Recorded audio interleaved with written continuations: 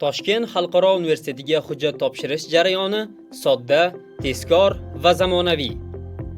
Hujjat topshirish atiga bir necha daqiqani oladi. Quyidagi qadamlar orqali arizangizni osongina yuborishingiz mumkin. Eng avvalo, telefon yoki kompyuteringiz orqali qabul.tiu.uz saytiga kiring. Ochilgan sahifada ro'yxatdan o'tish tugmasini tanlang. So'ngra quyidagi joyga telefon raqamingizni kiritib, tasdiqlash tugmasini bosing. Kod SMS orqali yuboriladi. Kelgan tasdiqlash kodini kiriting.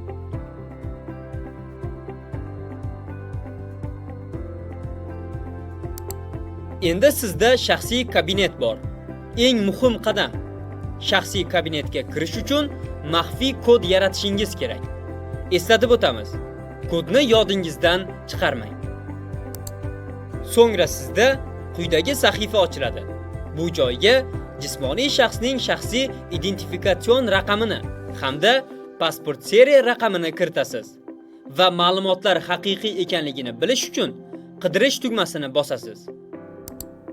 Agar ma'lumotlar to'g'ri bo'lsa, davom ettirasiz. Ochilgan sahifadan o'zingizga mos qabul turini tanlang va keyingi bosqichga o'tib, oxirgi tugatgan ta'lim muassasangizni va bitirgan yilingizni kiriting. Sizda sertifikat bor yoki yo'qligini ham belgilash esdan chiqmasin. Agarda bor bo'lsa, sertifikatni yuklaysiz va davom ettirish tugmasini bosib, keyingi sahifaga o'tasiz. Bu oynada siz o'zingizga mos ta'lim shakli, tili va yo'nalishni tanlashingiz mumkin. Bo'limlarni to'ldirganingizdan so'ng ariza topshirish tugmasi orqali arizani yuborasiz. Tabriklaymiz! Sizning arizangiz qabul qilindi. Qayd varaqasini shaxsiy kabinet orqali yuklab olishingiz mumkin. E'tiboringiz uchun rahmat!